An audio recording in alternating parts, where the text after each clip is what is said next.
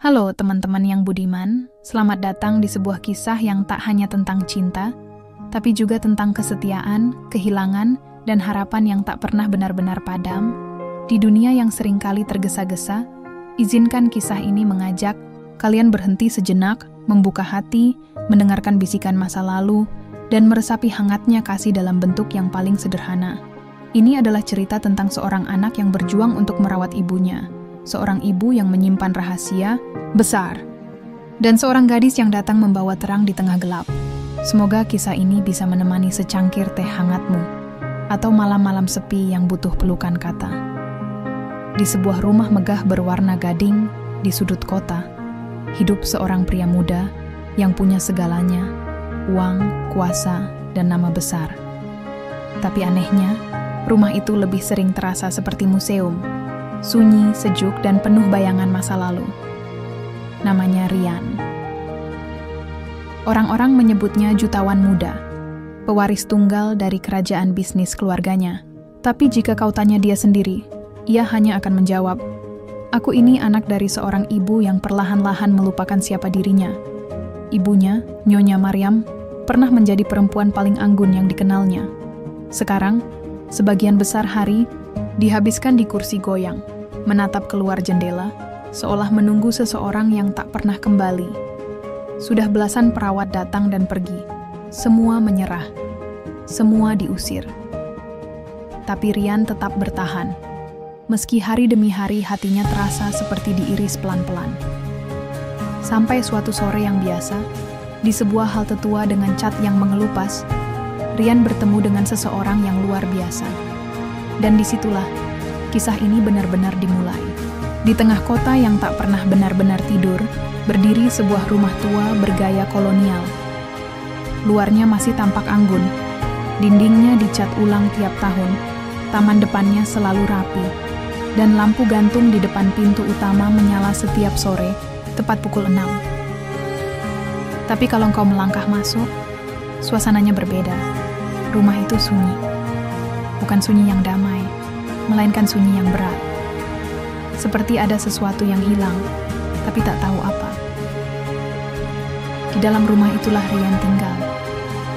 Seorang pria muda, 32 tahun, berpakaian rapi, wajahnya selalu tenang, tapi matanya sering memandang jauh, seperti sedang menunggu sesuatu yang tak kunjung datang. Hari itu, Rian duduk di ruang tamu, menatap jam dinding yang berdetak pelan. Jam 9 pagi, dia datang sebentar lagi, gumamnya. Seorang perempuan paruh, Baya datang membawa secangkir teh. "Pak Rian, perawat baru hari ini katanya sudah di jalan," ucapnya hati-hati. Rian mengangguk. "Terima kasih, Bu Retno." Bu Retno adalah satu dari sedikit orang yang bertahan bekerja di rumah itu. Sisanya sudah menyerah. Bukan karena gaji kecil, Rian membayar dengan sangat layak. Tapi karena satu hal, ibunya, Nyonya Maryam. Wanita tua itu sedang sakit. Bukan sakit yang membuat tubuhnya lumpuh, tapi cukup untuk membuat pikirannya tidak seperti dulu. Hari-hari belakangan, ia semakin sering lupa. Kadang marah tiba-tiba, kadang menangis tanpa sebab, dan yang paling menyulitkan, ia tak pernah betah dengan perawat manapun. Tepat jam 9:05, bel berbunyi.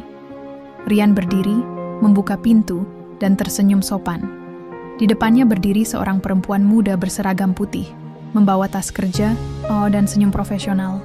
"Selamat pagi Pak Rian, saya Rista dari agensi."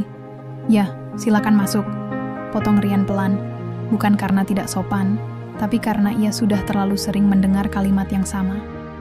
Perawat itu pun dibawa ke kamar Nyonya Maryam. "Selamat pagi Ibu," sapa Rista ramah. Nyonya Maryam menatap tajam. "Siapa kamu?" "Saya Rista, perawat baru yang akan membantu Ibu." "Saya tidak butuh bantuan," suaranya keras. "Keluar dari kamar saya!" Rista terdiam, lalu menoleh pada Rian. Rian hanya bisa menarik napas panjang. 5 menit. Rekor baru. Tak sampai 10 menit, Rista sudah keluar dengan wajah canggung. Rian tak mengatakan apa-apa, hanya mengantar wanita itu sampai pintu dan berterima kasih. Setelah pintu tertutup kembali, Rian duduk lemas di sofa. Kepalanya ditelungkupkan ke kedua tangan. Entah sudah keberapa kalinya, 15 perawat dalam setahun. Semua menyerah. Ibu kenapa, Bu Retno? Tanyanya lirih. Bu Retno, yang duduk tak jauh darinya, hanya bisa tersenyum tipis. Mungkin ibu belum siap ditolong oleh orang asing, Mas. Rian menatap langit-langit. Tapi aku bukan dokter. Aku nggak ngerti gimana cara bantu beliau. Hening lagi. Hanya suara detak jam dan suara televisi dari kamar Nyonya Mariam yang kadang menyala sendiri, lalu dimatikan lagi entah oleh siapa. Malamnya, Rian berdiri lama di depan kamar ibunya. Pintu tertutup rapat. Ia tahu, kalau masuk tanpa izin, ibunya akan marah. Tapi kalau dibiarkan sendiri terlalu lama, ia takut terjadi sesuatu. Akhirnya, ia hanya bersandar di dinding dan menatap langit-langit gelap. Dulu, ibu suka bacain aku puisi sebelum tidur, gumamnya. Sekarang, bahkan suaranya aja mulai jarang ku dengar. Keesokan paginya, Rian keluar rumah lebih awal. Ada janji kerja yang harus ia temui, tapi sejujurnya, ia hanya ingin keluar sebentar, menghirup udara yang tidak membawa beban rumah itu. Ia menyetir tanpa arah, hingga akhirnya mobilnya mogok. Di tengah kota, dekat halte tua yang catnya mengelupas. Ia keluar, memeriksa mesin sebentar, lalu duduk di bangku halte sambil memainkan ponsel. Beberapa menit kemudian, datang seorang gadis muda. Rambutnya dikepang, sederhana, membawa kantong belanja plastik, dan mengenakan sandal jepit yang sudah usang. Dia melihat Rian yang kebingungan, lalu bertanya, "Mas, mobilnya kenapa?" Rian menoleh. "Mogok. Boleh saya bantu dorong? Siapa tahu bisa nyala lagi." Rian mengangkat alis. "Kamu yakin?" Gadis itu tertawa. "Saya nggak janji berhasil, tapi bantuin dorong doang sih bisa. Dan dorongan kecil itulah yang kelak akan mengubah segalanya." Mobil memang tak menyala, tapi Rian merasa hatinya sedikit lebih ringan. Gadis itu, yang kemudian memperkenalkan dirinya sebagai Laras, duduk di halte menemaninya sambil menunggu. Derek, mereka berbincang ringan. Tentang cuaca, tentang roti isi telur, yang katanya diskon besar di warung dekat sana, tentang betapa sulitnya hidup zaman sekarang. Rian, entah kenapa, nyaman. Sebelum pergi, Laras berkata, "Kalau Mas butuh bantuan, apa-apa saya biasa kerja bersih-bersih. Nggak mahal kok. Saya tinggal nggak jauh dari sini." Rian menatap wajah tulus itu. Tak ada basa-basi, tak ada kepura-puraan, hanya kehangatan yang lama ia lupakan. Ia mengangguk, menyimpan nomor Laras. Tanpa sadar, hatinya berbisik, mungkin ini awal dari sesuatu. Dan rumah yang sunyi itu akhirnya mulai menanti suara baru. Hari itu, langit Jakarta sedikit mendung, seperti ragu-ragu mau hujan atau tidak. Rian berdiri di depan jendela ruang kerjanya, menatap jalanan yang dipenuhi suara klakson dan debu. Ia belum menghubungi siapapun soal perawat baru. Di tangannya, sebuah kertas kecil berisi nomor telepon tertulis tangan. Laras, bersih-bersih, bantuin rumah tulisan, itu sederhana, bahkan sedikit miring. Tapi ada sesuatu dari cara huruf L-nya dibuat yang membuat Rian diam beberapa detik. Ia lalu mengambil ponsel, mengetik pesan singkat. "Hai, ini Rian yang kemarin mobilnya mogok. Kamu bisa datang ke rumah hari ini jam 3 sore. Ada yang mau saya minta tolong." Tak sampai 2 menit, balasan datang. "Bisa, Mas. Terima kasih udah inget nih jam 2.55. Suara bel berbunyi. Rian sendiri yang membukakan pintu. Di depannya berdiri Laras dengan pakaian sederhana. Kaos polos, celana bahan longgar, dan ransel kecil. Rambutnya diikat ke belakang, dan senyumnya masih sama seperti kemarin. Tulus. "Masih ingat saya?" Tanyanya sambil tertawa kecil. Rian mengangguk. "Jadi, kamu biasa kerja bersih-bersih di rumah orang?" "Yep, biasanya bantuin tetangga, atau warung yang butuh diberesin. Kalau Mas mau, saya bisa bantu nyapu, ngepel, cuci piring, apa aja. Yang saya butuh sebenarnya sedikit beda," kata Rian pelan. Laras menatapnya, bingung. Di rumah ini, Ada seseorang yang butuh teman ngobrol. Bukan pasien, bukan juga orang asing. Ibu saya. Oh. Laras sedikit ragu. Sakit ya? Rian mengangguk. Tapi bukan sakit biasa. Kadang lupa, kadang ingat, kadang marah-marah, kadang senyum. Banyak perawat udah datang dan pergi, tapi saya pengen coba sesuatu yang beda. Laras menggigit bibir bawahnya, lalu berkata, "Saya bukan perawat, Mas. Bahkan nggak tamat SMA. Saya nggak cari perawat. Saya cuma butuh seseorang yang bisa sabar dan nggak takut dimarahin." Laras tertawa pelan. "Saya udah biasa dimarahin hidup." Rian ikut tertawa, ringan. Ada kelegaan aneh di dalam dadanya. Laras mulai hari itu dengan duduk di ruang keluarga, sambil mendengarkan Rian bercerita tentang kebiasaan ibunya. "Ibu suka teh hangat jam 4 sore, tapi jangan terlalu panas. Kalau terlalu panas, dia bilang ini racun.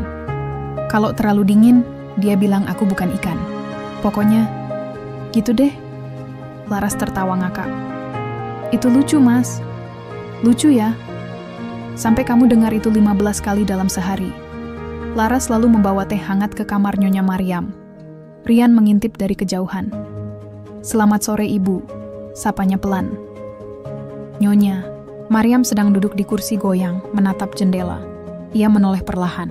Matanya memperhatikan Laras dari atas ke bawah. "Kamu siapa?" Tanyanya cepat. "Saya Laras, Bu. Mau nemenin Ibu minum teh sore." "Teh?" "Iya, yang tidak terlalu panas, tidak terlalu dingin. Saya dengar Ibu suka yang begitu." Nyonya Mariam diam, lalu mengangguk pelan. Laras duduk di kursi di dekatnya, tanpa mengganggu. Mereka minum dalam diam. Tidak ada percakapan panjang, tapi tidak ada kemarahan juga. Dari jauh, Rian tertegun. Biasanya, dalam 5 menit, perawat sudah keluar dengan wajah kaget dan nyaris menangis. Tapi Laras duduk di sana, seperti sudah terbiasa. Selesai waktu teh sore, Laras keluar dari kamar. "Dia nggak usir kamu?" tanya Rian, setengah bercanda. "Enggak," jawab Laras santai. "Tapi dia nanya kenapa saya nggak pakai seragam." "Dan kamu jawab apa?"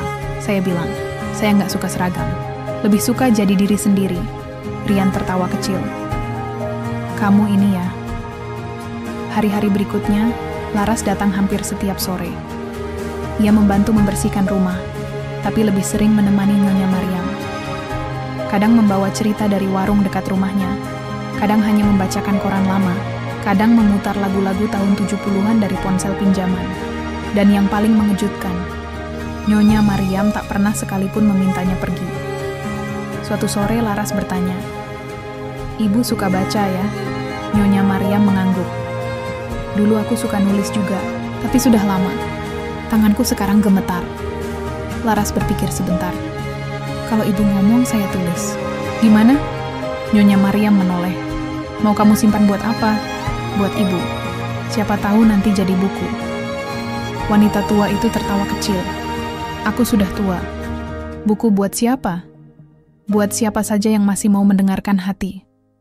Dan sejak hari itu, Laras mulai membawa buku catatan kecil, menuliskan kalimat-kalimat yang keluar dari bibir Mariam. Sebagian puitis, sebagian sederhana, tapi semuanya penuh rasa. Satu malam, setelah Laras pulang, Rian duduk sendirian di ruang makan. Ia menatap cangkir teh yang belum sempat dicuci. Ada bekas bibir ibunya di sana. Bu Retno menghampirinya. "Mas, maaf saya mau ngomong sedikit." "Ya, kenapa Bu?" "Perempuan itu, Laras, dia bukan orang biasa." Rian mengangkat alis. "Maksudnya?" "Dia punya sesuatu yang beda. Hatinya hangat. Saya udah kerja di rumah ini belasan tahun, Mas. Dan baru kali ini lihat ibu mau bicara sebanyak itu sama orang." Rian menatap cangkir, itu lagi. Hatinya menghangat.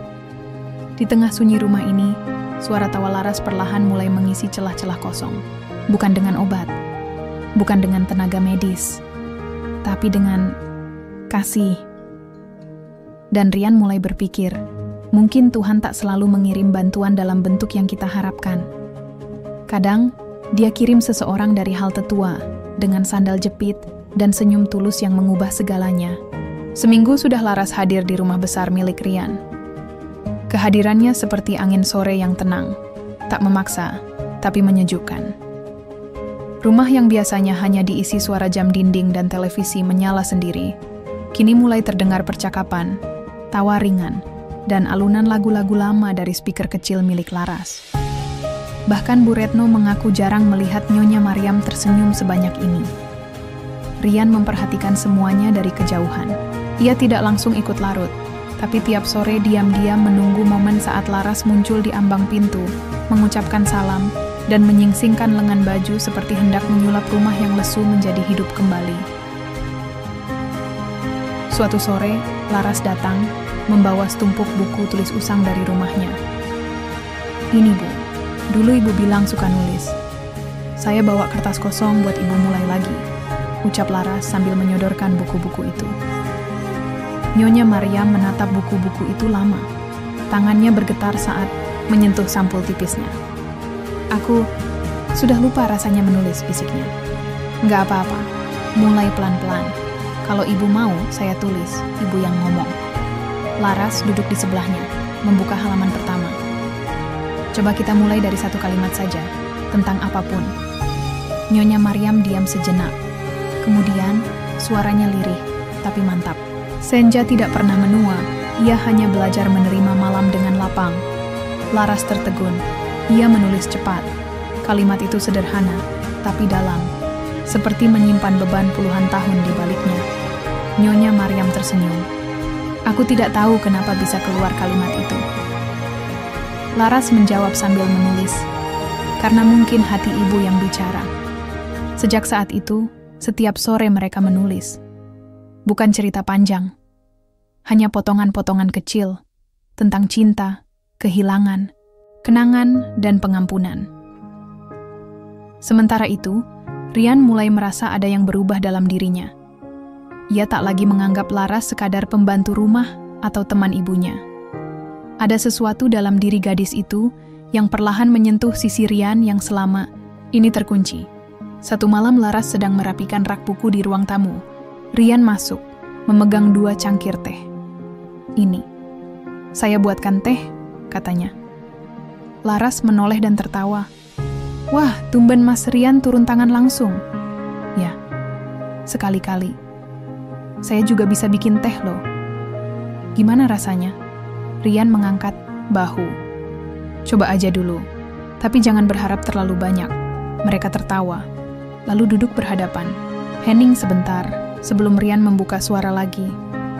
"Kamu tahu nggak, selama ini aku merasa kayak punya 2 dunia." "2 dunia?" "Iya. Dunia di luar rumah, di mana aku sukses, dihormati, punya segalanya.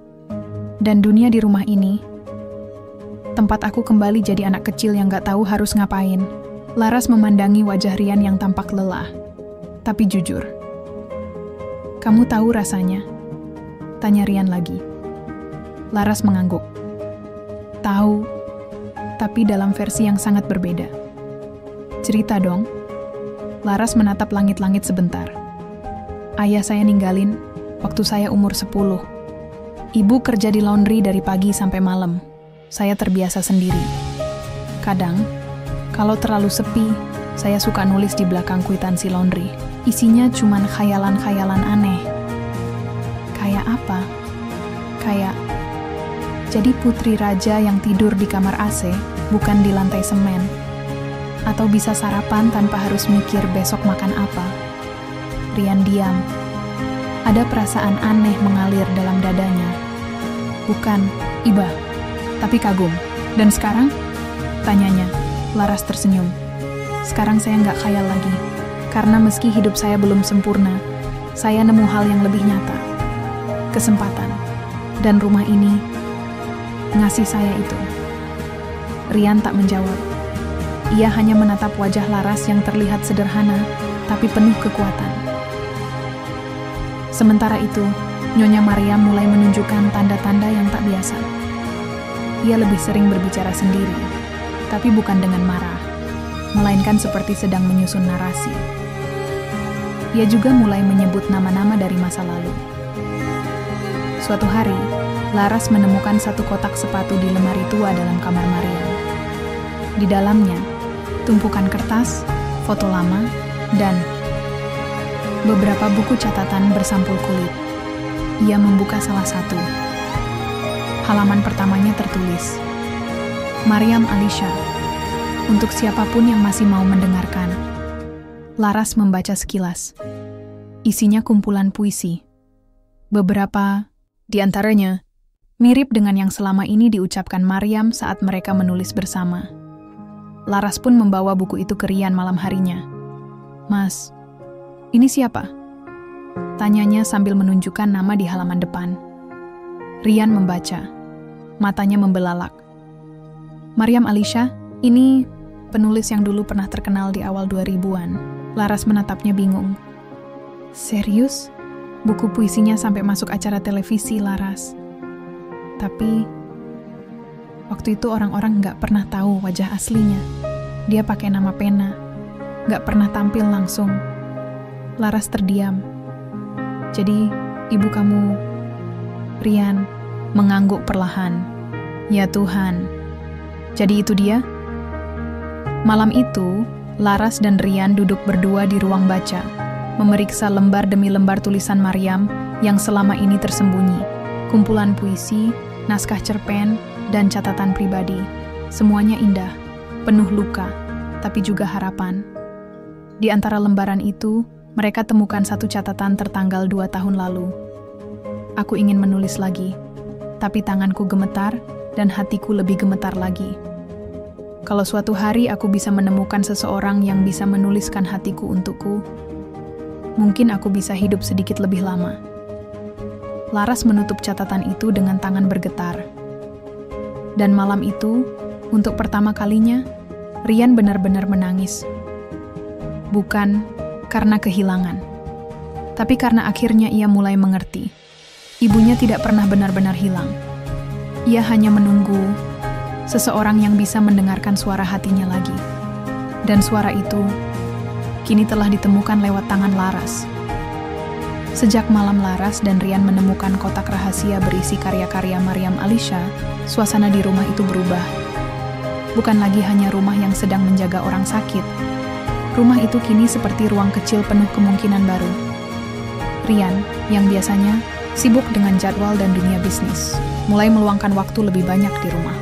Ia membantu Laras menata ulang ruang kerja lama ibunya, membersihkan tumpukan buku, menyusun kembali rak-rak yang dulu terbengkalai. Dan yang paling penting, Rian mulai memanggil ibunya dengan nama pena itu.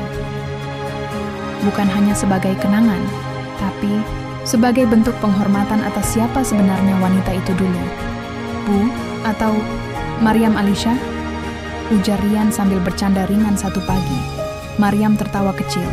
"Itu nama masa lalu yang aku kubur dalam-dalam." "Tapi kenapa dikubur, Bu?" tanya Laras, duduk di samping sambil membersihkan bingkai foto. Maryam memandang keluar jendela. "Karena hidup kadang tak memberikan ruang untuk terus jadi diri sendiri. Ketika aku mulai sakit, aku takut orang melihatku lemah. Penulis tak seharusnya terlihat rapuh, kan?"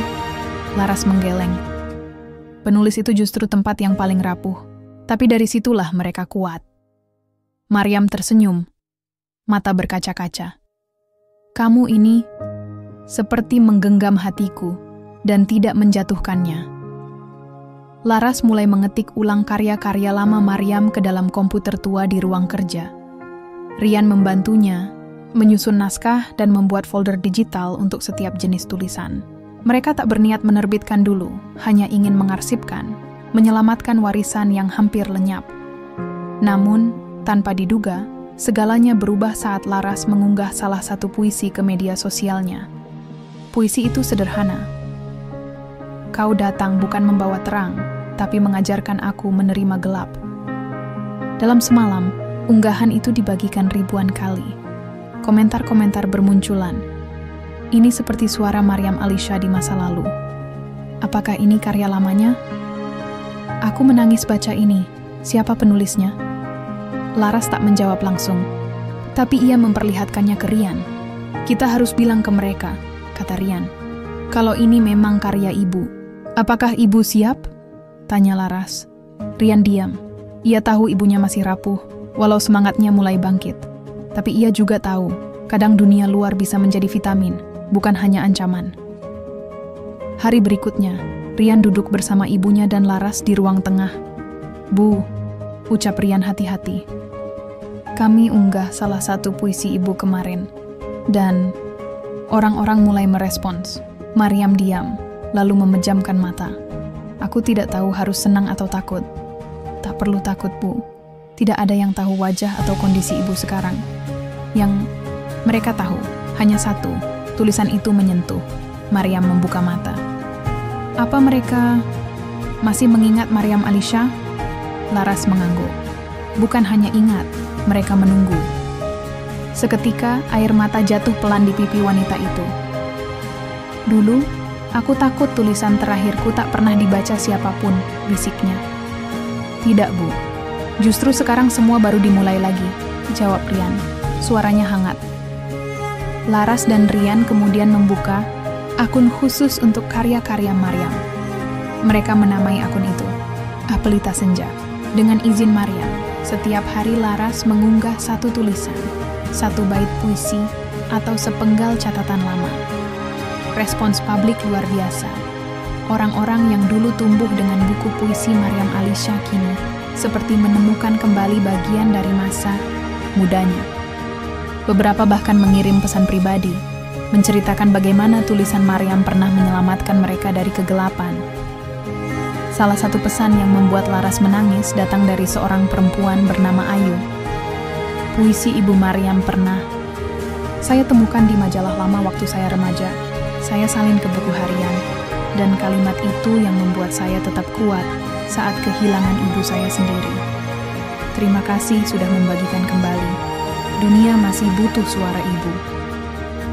Maryam membaca pesan itu berulang kali, lalu berkata, ternyata, suara yang pernah kugunakan untuk melawan sepi masih bisa menemani sepi orang lain. Namun, di balik semua keindahan itu, benih-benih kekhawatiran mulai tumbuh dalam diri Rian. Suatu malam, ia duduk bersama Laras di dapur, hanya diterangi cahaya lampu gantung kecil. Aku takut, kata Rian tiba-tiba. Laras menoleh. Takut apa? Kalau semua ini cuma kebahagiaan singkat, ibu terlihat lebih baik, iya. Tapi kita nggak tahu sampai kapan. Apa yang terjadi kalau nanti beliau kembali tenggelam dalam sunyi? Laras meletakkan sendok ke dalam gelas, lalu berkata pelan, Mas, semua orang memang akan tenggelam pada waktunya. Tapi yang penting bukan soal kapan, tapi bagaimana kita menemani mereka selama mereka masih mengapung. Rian memandangi Laras lama. Kata-kata itu menampar lembut, seperti embun di pagi hari. Dan entah kenapa, saat itu ia sadar, Laras tak hanya mengembalikan warna dalam hidup ibunya, tapi juga mulai mengisi celah kosong di hatinya sendiri. Dan, ruang tengah, Maryam menulis pelan di buku catatan yang kini selalu ada di sisinya. Ia menuliskan satu kalimat, kemudian memanggil Laras. Nak, coba bacakan ini nanti malam di unggahanmu, ucapnya. Laras mengambil buku itu. Isinya satu kalimat saja. Jika suatu hari aku tak lagi bicara, jangan tangisi diamku. Cukup kenang suaraku dalam tulisan yang kita rangkai bersama.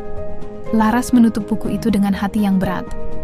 Ia tahu, ini bukan sekadar kalimat puitis. Ini adalah persiapan. Maryam tidak bodoh. Ia tahu tubuhnya melemah. Tapi ia ingin meninggalkan sesuatu yang lebih kuat dari dirinya. Warisan kata-kata. Dan Laras berjanji dalam hati, ia akan menjaga suara itu sampai kapanpun. Langit di luar rumah terlihat muram hari itu. Awan menggantung, seolah menahan hujan yang belum ingin turun. Di dalam rumah, suasana tak jauh berbeda. Tak ada suara puisi, tak ada obrolan ringan. Dan untuk pertama kalinya setelah sekian minggu, Laras tidak melihat senyum di wajah Nyonya Maryam. Tubuh Maryam terbaring lemah, nafasnya berat. Tangan yang biasa menggenggam pena, kini gemetar hanya untuk menyentuh gelas air. Dokter keluarga datang pagi itu dan duduk bersama Rian dan Laras di ruang kerja. Saya sudah bilang dari awal, kata dokter itu pelan, penyakit Ibu Maryam tidak hanya fisik, tapi juga hati dan mental. Dan sekarang, tubuhnya mulai menyerah. Rian menunduk. Ia mencoba menahan diri, tapi suaranya tetap bergetar. Jadi, berapa lama lagi? Dokter tak langsung menjawab. Saya tidak ingin menakut-nakuti. Tapi, jika kondisi terus menurun, bisa jadi hanya tinggal hitungan minggu. Seketika, waktu seakan berhenti di ruang itu. Hari-hari selanjutnya berubah drastis. Laras tak lagi bisa mengajak Maryam menulis. Bahkan untuk membuka mata saja, Maryam harus dibantu. Namun, ia tetap bersikeras menulis satu kalimat terakhir, meski dengan suara yang hampir tak terdengar. Laras menempelkan telinga ke bibir Maryam dan mencatat setiap bisikan dengan hati-hati. Tulislah ini, Laras. Jika aku pergi, jangan kuburkan aku di halaman rumah. Kuburkan aku di halaman-halaman yang pernah membuatku hidup. Laras tak sanggup menahan tangis. Ia tahu betul maksud kalimat itu. Maryam ingin dikenang bukan sebagai wanita sakit di ranjang, tapi sebagai penulis yang pernah menyentuh jiwa banyak orang. Di luar rumah, gelombang perhatian mulai membesar. Media sosial meledak dengan spekulasi tentang kembalinya Maryam Alisha. Wartawan mulai berdatangan ke rumah. Mereka ingin mewawancarai, mendapatkan foto eksklusif, atau sekadar memastikan kebenaran desas-desus. Rian mulai tertekan. Ia tak ingin ibunya terganggu. Tapi di sisi lain, dunia menanti. Dunia ingin tahu. Dan sebagai putra satu-satunya, Rian berada di tengah api yang membakar dari dua arah, melindungi ibunya, atau membiarkan warisan ibunya hidup kembali. Saya bisa bantu. Jaga rumah, Mas, kata Laras suatu sore, melihat Rian duduk murung di depan televisi yang tak menyala. Rian menggeleng pelan. Bukan itu yang bikin aku pusing. Lalu, aku bingung. Ini semua warisan, karya-karya ibu, perhatian orang-orang. Itu hal besar, Laras. Tapi aku takut ibu nggak kuat. Aku takut aku bikin keputusan yang salah. Laras duduk di sebelahnya. Dulu kamu bilang kamu merasa punya dua dunia, kan? Dunia luar dan dunia di rumah. Iya. Sekarang dua dunia itu sudah menyatu, Mas. Tapi kamu lupa kamu nggak sendirian lagi. Rian memandang Laras. Ada keteduhan di sana. Tapi juga kekuatan. Ia tahu, kalau bukan karena Laras, rumah ini sudah lama tenggelam dalam sepi. Beberapa hari kemudian, Rian memutuskan membuat pengumuman resmi melalui akun Pelita Senja. Ia tidak memperlihatkan wajah ibunya, tidak juga membuka identitas aslinya. Ia hanya menulis sebuah surat terbuka. Untuk semua yang mencintai puisi Maryam Alisha, ia tidak pernah benar-benar pergi. Ia hanya menepi sejenak, mengumpulkan nyawa lewat kata-kata. Kini, di ujung senjanya, ia menitipkan kembali warisan itu pada kita semua. Terima kasih telah mendengarkan. Surat itu viral. Dukungan membanjiri akun mereka. Beberapa penerbit bahkan mulai menawarkan kerjasama untuk menerbitkan ulang kumpulan puisi Maryam. Tapi Rian belum memberikan jawaban. Karena malam itu, sesuatu terjadi. Pukul 3 dini hari. Laras terbangun karena suara batuk dari kamar Maryam. Ia bergegas masuk, menemukan Maryam duduk lemah di tempat tidur, menatap jendela yang terbuka sedikit. Bu, dingin. Jangan buka jendela, kata Laras. Sambil meraih selimut, Maryam menatapnya dengan mata lembut. Aku hanya ingin mencium udara malam sekali lagi. Waktu kecil, aku suka tidur sambil mendengar suara jangkrik. Laras tak sanggup berkata apa-apa. Ia duduk di sisi ranjang, menggenggam tangan Maryam. Apa aku sudah jadi orang baik, Laras? Tanya Maryam pelan. Ibu sudah jadi cahaya untuk banyak orang, termasuk saya. Maryam tersenyum. Kalau begitu, aku bisa tidur dengan tenang. Dan malam itu, untuk pertama kalinya sejak lama, Maryam tertidur tanpa rasa sakit. Nafasnya ringan, tenang, seolah siap untuk benar-benar pergi. Pagi harinya, Rian datang ke kamar ibunya. Ia mendapati Laras tertidur di lantai, masih menggenggam tangan Maryam. Udara kamar terasa dingin, terlalu dingin. Rian mendekat, dan saat ia menyentuh tangan ibunya, ia tahu waktu mereka telah habis. Tak ada jeritan, tak ada tangisan histeris, hanya diam yang panjang. Karena mereka tahu, kepergian Maryam bukan akhir. Ia telah menulis bab terakhirnya dengan tinta air mata dan tinta kasih yang ditinggalkannya. Rian memeluk Laras yang tak bisa berkata-kata, hanya isak pelan yang terdengar di bahunya. Dan dunia pun akhirnya harus menerima kehilangan yang tak pernah benar-benar mereka miliki.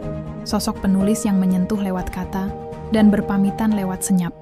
Seminggu telah berlalu sejak Nyonya Maryam menghembuskan nafas terakhirnya. Tapi waktu terasa lambat, seolah rumah itu menolak untuk kembali hidup tanpa sosok yang dulu mengisinya dengan kata-kata dan keheningan yang bermakna. Rian duduk di kursi kerja ibunya, memandangi buku catatan terakhir yang ditinggalkan. Di sana, Laras telah menyelipkan selembar kertas kecil berisi tulisan tangannya. Kata-kata ibu tidak mati, tapi berganti wujud, menjadi kenangan yang hidup. Laras sendiri menghabiskan hari-harinya dengan menata kembali ruangan kerja Maryam. Ia membersihkan setiap rak, menyiapkan kotak-kotak untuk mengarsipkan manuskrip yang belum selesai, dan menyusun karya-karya puisi yang masih tercecer dalam buku-buku tua. Rian memerhatikannya dari kejauhan. Ia ingin bicara, tapi lidahnya terasa berat. Ia masih terjebak antara duka dan kekaguman. Duka karena ibunya benar-benar pergi. Kekaguman karena Laras tetap tegar, tetap merawat warisan Maryam seperti miliknya sendiri. Hari ke-7 setelah kepergian. Maryam, sebuah email masuk ke akun @pelitasenja.dari, redaksi penerbit Angkasa Raya. Subjek, penawaran penerbitan eksklusif karya terakhir. Maryam Alisha isi email itu panjang dan formal. Intinya, mereka menawarkan kontrak untuk menerbitkan ulang puisi-puisi Maryam, termasuk yang belum pernah dipublikasikan. Ada juga rencana membuat buku memoir, bahkan adaptasi film pendek. Laras membacanya sambil menahan napas. Rian, yang duduk di seberangnya, hanya bisa menggeleng pelan. "Masih belum yakin?" tanya Laras pelan. Rian mengangguk. "Aku takut salah langkah, tapi ini bukan hanya soal langkah, Mas. Ini soal tujuan. Ibu menulis bukan untuk disimpan, tapi untuk dibagikan. Dan kalau dunia mulai memanfaatkan nama ibu, menyalahgunakannya," Laras menatapnya lekat. "Kalau kita yang pegang kendali, nama itu nggak akan disalahgunakan. Justru kita yang akan menjaga maknanya tetap hidup." Rian terdiam lama, sampai akhirnya ia berkata, "Aku ingin kamu yang menanganinya, Laras." Laras kaget. "Aku?" "Iya, kamu yang paling tahu hati ibu. Kamu yang paling dekat dengan karya-karyanya. Tapi Mas, ini warisan keluarga kamu." Rian menghela napas. "Dan kamu sudah jadi bagian dari keluarga itu." Hari-hari berikutnya diisi dengan proses pengumpulan naskah. Laras mulai bekerja sama dengan tim editor dari penerbit. Ia membuka kembali laptop Maryam yang sudah lama rusak dan berhasil menyelamatkan file naskah puisi tahun-tahun terakhir. Sebagian besar adalah puisi tentang kehilangan, sepi, dan cinta yang tidak selesai. Salah satu puisi yang paling menyentuh berjudul, "Mereka bilang aku lelah."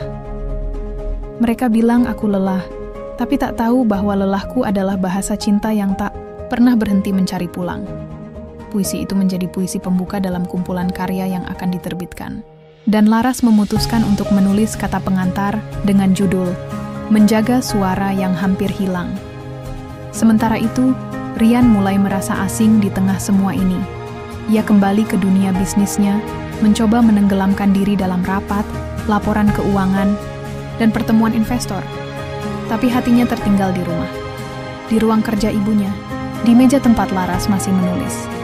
Ia menyadari sesuatu yang tak bisa ia pungkiri lagi. Laras bukan sekadar perawat ibunya. Bukan sekadar gadis miskin yang muncul entah dari mana.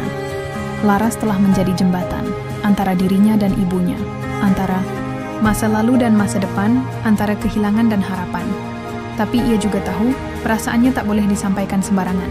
Laras sedang menjaga warisan besar. Jangan sampai cinta membuatnya goyah, atau lebih buruk lagi, membuatnya pergi. Peluncuran buku puisi Pelita di ujung senja akhirnya diumumkan secara resmi.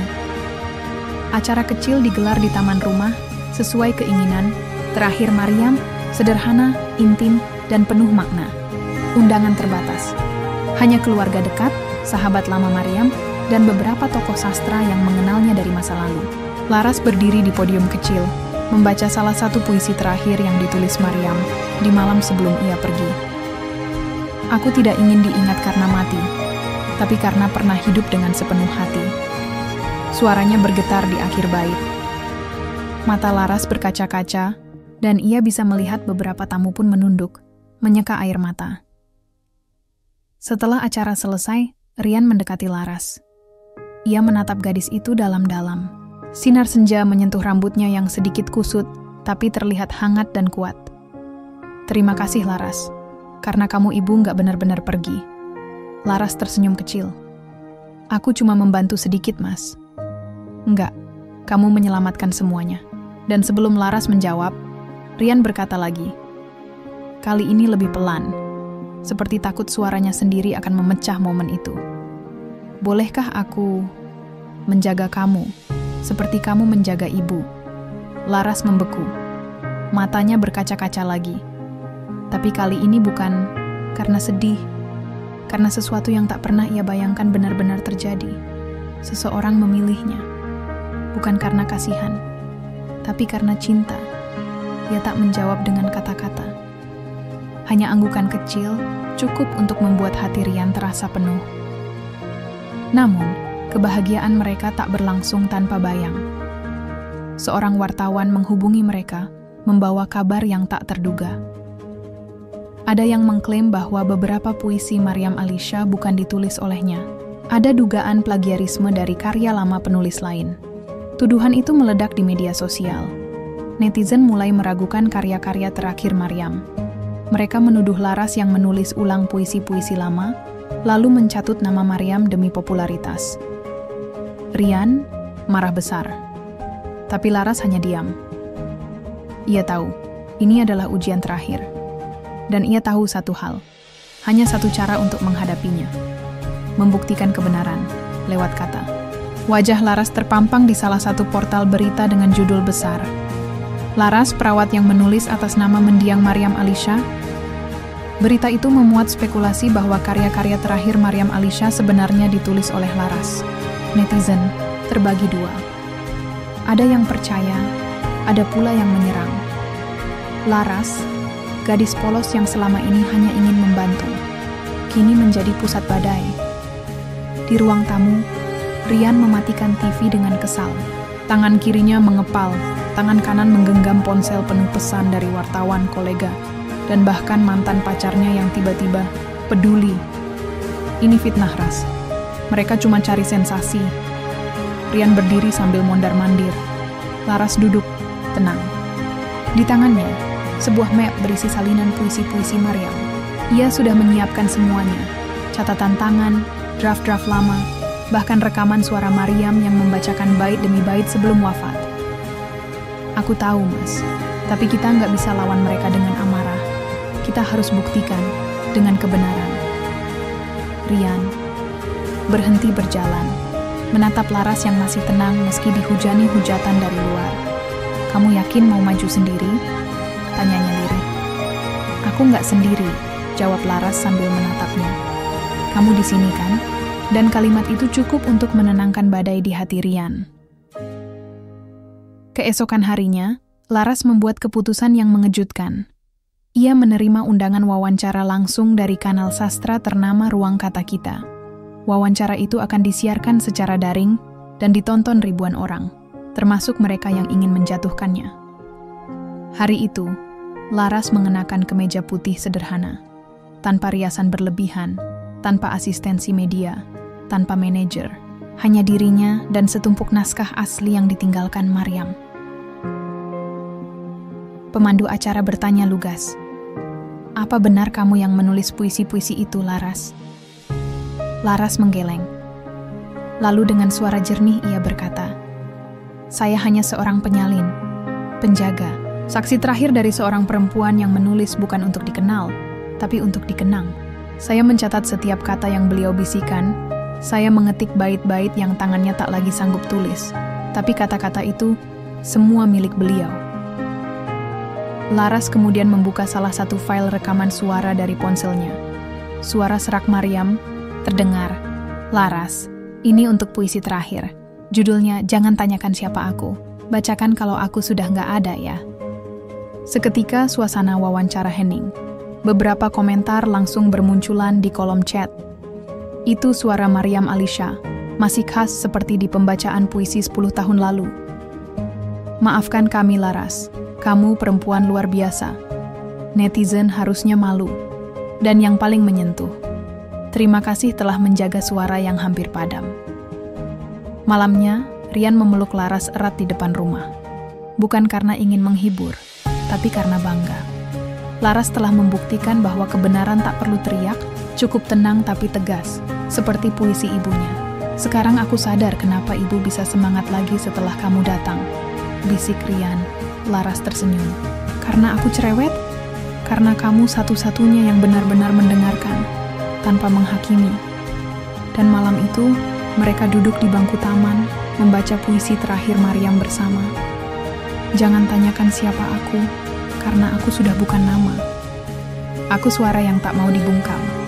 Aku cinta yang tak ingin ditenggelamkan. Tak butuh waktu lama, buku Pelita di Ujung Senja akhirnya diluncurkan ulang. Kali ini dengan label. Karya terakhir Maryam Alisha, dicatat oleh Laras R. Sambutannya luar biasa. Buku itu naik cetak ulang dalam seminggu.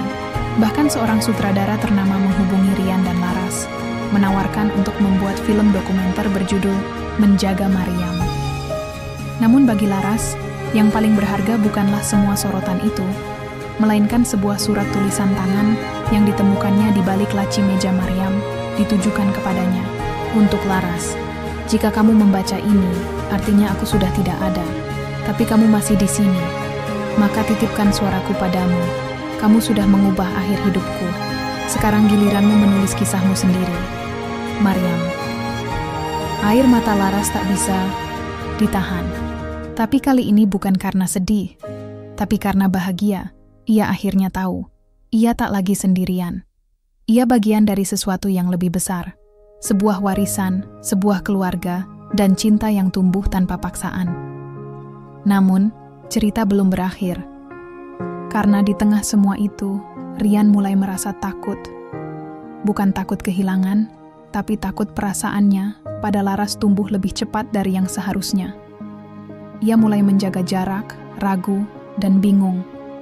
Jangan sampai semua yang telah mereka bangun berubah menjadi kesalahan yang mereka sesali. Dan itulah yang membawa mereka ke ujung keputusan. Akankah mereka berjalan bersama, atau masing-masing kembali ke hidup yang berbeda? Senja itu turun perlahan, menebar warna keemasan di langit kota yang sibuk. Di taman kecil di belakang rumah Nyonya Maryam, Laras duduk di bangku kayu, memandang halaman yang kini terasa lebih hangat, walau tanpa kehadiran sosok ibu yang dulu mengisi ruang itu dengan kata-kata dan tawa. Rian datang menghampiri, membawa 2 gelas teh hangat. Ia duduk di sebelah Laras tanpa bicara, cukup memberi kehangatan lewat kehadirannya. Setelah beberapa detik keheningan, ia akhirnya memecahnya. Kamu tahu, aku sering takut, katanya pelan. Takut kalau aku kehilangan kamu lagi. Laras tersenyum tipis, menoleh padanya. Kita nggak perlu takut kalau kita jujur sama perasaan kita, Mas. Rian mengangguk. Tapi aku nggak pernah terbiasa bilang begitu. Aku biasa menyimpan semua sendiri. Aku juga pernah begitu. Tapi lihat aku sekarang, malah jadi pemberani, ya? Tawa kecil mereka mengalir, mengikis sedikit beban di hati yang sempat mengganjal. Hari-hari setelah peluncuran buku, hidup mereka mulai berubah, bukan hanya karena sorotan media yang mereda, tapi juga karena mereka telah melewati badai bersama.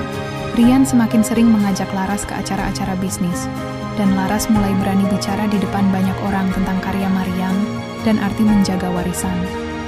Namun, di balik itu semua, keduanya sadar bahwa perjalanan mereka masih panjang. Warisan Maryam bukan hanya sekadar buku atau puisi, melainkan juga pelajaran tentang cinta, keberanian, dan pengampunan. Suatu sore, Laras menemukan sebuah surat lain yang tersembunyi di antara halaman buku catatan Maryam. Kali ini, surat itu ditujukan untuk Rian. "Anakku Rian, aku tahu kau sering merasa sendiri dalam perjuanganmu. Tapi ingatlah, aku selalu di sini melalui kata-kata, melalui cinta yang tak pernah pudar. Jangan biarkan beban mengalahkan hatimu. Beranilah membuka diri, beranilah menerima cinta, sebagaimana aku menerimamu tanpa syarat." Membaca surat itu, Rian merasa air mata mengalir tanpa mampu ia tahan. Laras merangkulnya erat, seolah ikut merasakan berat dan kehangatan yang ibu dan anak itu bagi satu sama lain. Seiring waktu berjalan, Laras dan Rian mulai membangun rumah baru bersama. Bukan sekadar rumah fisik, tapi rumah yang dibangun atas pondasi cinta, kepercayaan, dan rasa hormat. Laras melanjutkan karirnya sebagai penulis dan editor, mengambil inspirasi dari kisah hidup Maryam dan perjuangan mereka sendiri. Sementara Rian, meski sibuk dengan bisnis, belajar bagaimana menjadi sosok yang lebih terbuka dan peka terhadap orang-orang yang dicintainya. Di malam yang tenang, Laras dan Rian duduk di balkon rumah mereka yang baru. Di tangan Laras, sebuah buku yang sudah selesai ia tulis. Kumpulan cerita dari pengalaman mereka bersama, diberi judul Pelita Baru di Ujung Senja. Rian membacakan satu paragraf terakhir. "Kita belajar bahwa akhir bukanlah tentang perpisahan, tapi tentang keberanian untuk terus melangkah bersama, menulis kisah baru yang tak pernah benar-benar usai." Mereka saling bertatapan, tersenyum, dan tahu kisah mereka bukan hanya milik masa lalu, tapi juga masa depan yang penuh harapan.